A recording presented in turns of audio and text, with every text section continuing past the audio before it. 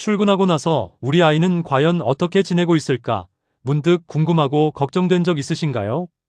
혼자 잘 자고 있겠지 싶으면서도 혹시 불안해하거나 힘들어하는 건 아닐까? 마음 한편이 무거워지는 것이 보호자의 마음입니다. 강아지는 혼자 있는 동안 보호자가 생각하는 것보다 훨씬 많은 일을 겪고 있습니다. 오늘은 보호자가 집을 비운 사이 아이에게 실제로 일어나는 일들을 함께 살펴보겠습니다. 강아지가 혼자 있을 때 보호자가 모르는 일 10가지. 첫 번째, 보호자가 나간 직후 가장 힘든 시간을 보냅니다. 현관문이 닫히는 소리가 들린 직후 아이는 본능적으로 보호자를 찾기 시작합니다. 집안 곳곳을 돌아다니며 냄새를 맡고 보호자가 앉았던 자리나 베개 위에 올라가 냄새를 확인하는 행동을 반복하는 아이들이 많습니다.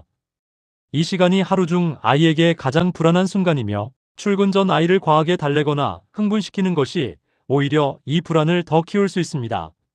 두 번째, 보호자의 냄새가 남은 물건 곁에서 잠을 잡니다. 아이가 자꾸 보호자의 옷이나 베개 위에 올라가 잠을 자려 한다고 치워버린 적 있으신가요? 사실 그 행동은 보호자의 냄새를 통해 안정감을 찾으려는 본능적인 행동입니다. 입던 옷 한 벌이나 작은 담요를 아이 자리에 함께 두는 것만으로도 혼자 있는 시간의 불안을 크게 줄여줄 수 있습니다. 세 번째, 하루의 대부분을 잠으로 보냅니다. 혼자 있는 동안 심심해서 집을 어지럽힐 것 같아 걱정되셨던 적 있으신가요? 사실 강아지는 혼자 있을 때 하루 평균 12시간에서 14시간을 잠으로 보냅니다. 활동할 대상이 없으면 자연스럽게 에너지를 아끼는 방향으로 전환되는 것이며 이는 정상적인 행동입니다. 문제는 보호자가 돌아왔을 때 폭발적으로 에너지를 쏟아내는 것인데 이를 대비해 귀가 후 충분한 산책과 놀이 시간을 확보해주는 것이 중요합니다. 네 번째, 작은 소리에도 예민하게 반응합니다. 복도에서 이웃이 지나가는 소리, 엘리베이터 소리, 멀리서 들리는 공사 소음에도 아이는 귀를 세우고 긴장합니다. 보호자가 없는 상황에서 들려오는 낯선 소리는 아이에게 훨씬 크게 느껴지고 반복될수록 만성적인 긴장 상태로 이어질 수 있습니다. 백색 소음이나 잔잔한 음악을 틀어두는 것만으로도 아이의 예민함을 상당히 줄여줄 수 있습니다. 다섯 번째, 창문 앞에서 보호자를 기다리는 시간이 있습니다. 특히 보호자가 보통 돌아오는 시간대가 가까워지면 아이는 창문 앞이나 현관 앞에 앉아 기다리기 시작합니다. 강아지는 보호자의 귀가 패턴을 놀라울 만큼 정확하게 기억합니다. 시계를 볼 수 없어도 빛의 양, 소리의 패턴, 체내 리듬을 통해 슬슬 올 시간이야를 감지하는 것입니다.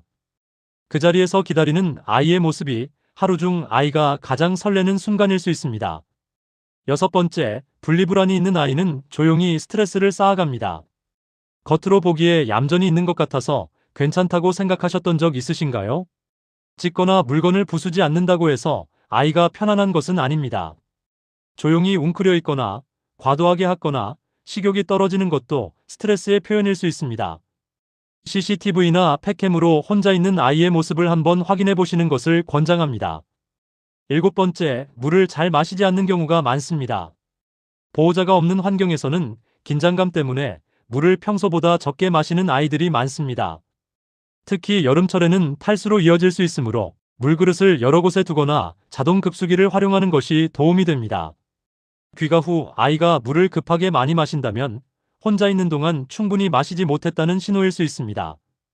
여덟 번째, 혼자서도 장난감을 가지고 놀기도 합니다.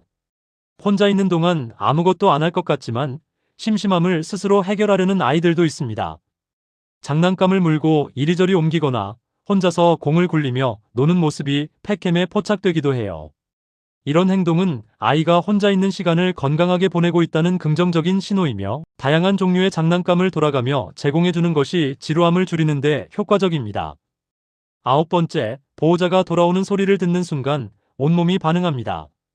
엘리베이터 소리, 현관 비밀번호 누르는 소리, 보호자의 발소리를 듣는 순간 아이는 잠에서 깨어나 현관 앞으로 달려갑니다.